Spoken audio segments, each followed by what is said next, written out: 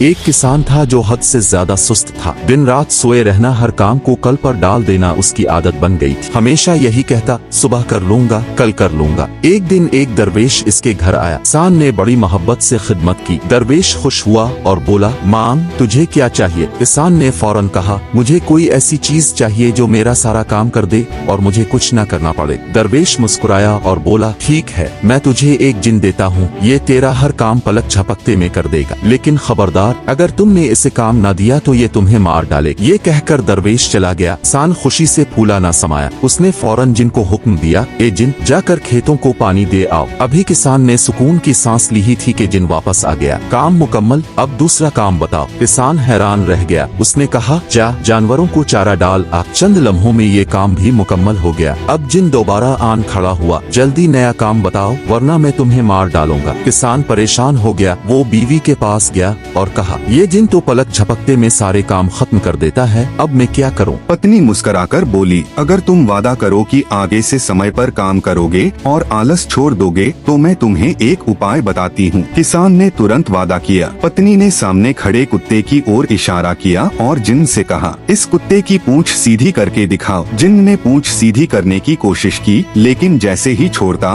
पूंछ फिर टेढ़ी हो जाती। वह पूरा दिन यही कोशिश करता रहा मगर सफल न हो सका। शाम को दरवेश वापस आया तो किसान हाथ जोड़कर बोला, बाबा जी, यह जिन्न वापस ले जाइए। मैंने सबक सीख लिया है। अब मैं अपना काम खुद ही करूँगा, समय पर और बिना आलस के।